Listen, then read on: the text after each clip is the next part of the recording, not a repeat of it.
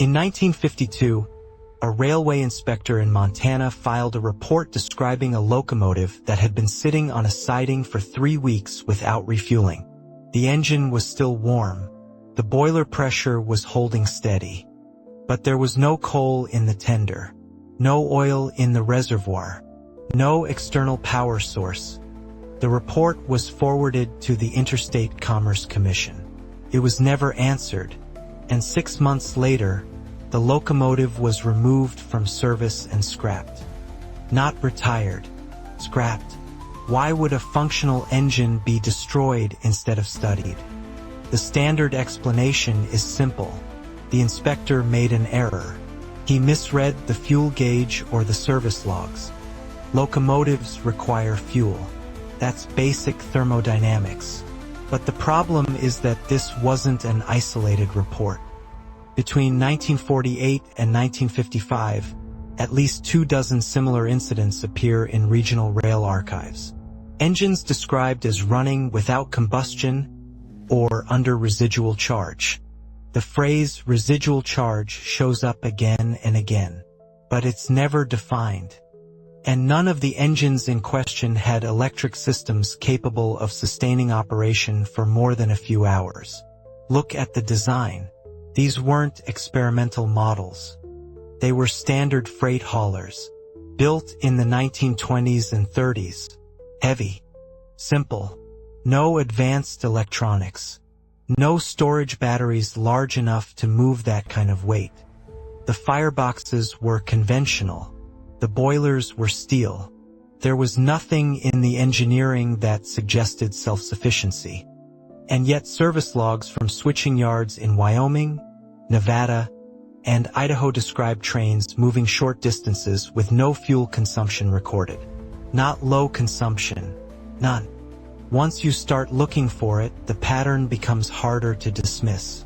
A 1951 maintenance memo from a depot in Utah mentions a locomotive that continued operational function for 18 days following fuel exhaustion. 18 days. The memo suggests the engine was drawing on latent thermal retention. But no known material retains heat at operational temperatures for that long, especially not while doing work. The memo was stamped "Query Unresolved" and filed without follow-up. Then there are the logbooks. Standard practice required engineers to document fuel levels at the start and end of every run. In most cases, the numbers match expectations. But there are exceptions. Runs where fuel usage is listed as 0, or marked with a dash, or scratched out entirely. These aren't clerical errors. They're corrections. Someone went back through the logs and removed the data. Not all of it, just the entries that didn't fit. By 1953, something shifts in the administrative language. Internal railroad communications begin referring to certain locomotives as heritage units or legacy stock. That's unusual. Those terms usually apply to passenger cars or historic displays, not active freight engines. But the locomotives in question were still in service, still hauling cargo. The designation didn't match their function. It's as if someone wanted them categorized differently, separated from the standard fleet. Around the same time, a series of locomotives were pulled from active routes and reassigned to remote spurs, places with little traffic, no public access. Some were left there for years. When they were finally scrapped, the process was handled by private contractors, not the usual salvage yards. And the paperwork describing what was removed is incomplete. Weights don't match. Serial numbers are missing. In a few cases, the disposal records list components that shouldn't have existed on those models. There's also the photographic record. Images from the late 1940s show certain locomotives with unusual housing around the boiler assembly. Smooth metal shells that weren't part of the original design. They appear retrofitted. But retrofitted for what? By the mid-1950s, those same engines are photographed again. The housings are gone. So is any mention of them in updated technical documentation. It's as if they were never there, and then the programs stop. In 1956, the last reference to residual charge operation appears in a regional report from the Northern Pacific Railway. After that, the terminology vanishes.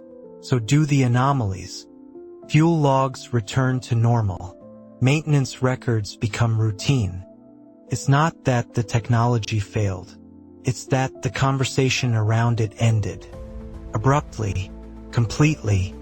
What kind of propulsion system operates without fuel consumption? And why would functioning examples be systematically removed from service during a period when rail companies were desperate for efficiency? These engines weren't outdated. They weren't unsafe.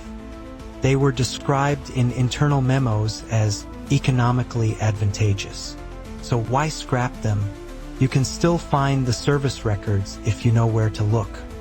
They're in regional archives, misfiled, uncatalogued, mixed in with routine paperwork. But they're there, and they all point to the same narrow window, 1948 to 1956. Less than a decade, just long enough for someone to notice, just short enough to be forgotten. Some of the engineers who worked on these trains are still alive. A few have given interviews over the years. They don't use technical terms. They just say the engines ran different, that they were quieter, that the fireboxes stayed cool even under load. When asked how that was possible, they shrug. They say they were told not to ask questions. And when the engines were taken away, no explanation was given. So where did the technology go? Not into public patents. Those are searchable. Not into academic engineering. There's no research trail. It just stops. And what stops isn't the engines themselves. It's the documentation, the institutional memory, the willingness to talk about it. Maybe the question isn't how they worked. Maybe the question is why we stopped asking. If you've come across rail records or technical documents that don't align with the standard history, feel free to share them below. And if this kind of investigation interests you, consider subscribing. Some patterns only become visible when you're willing to look at what's been left out.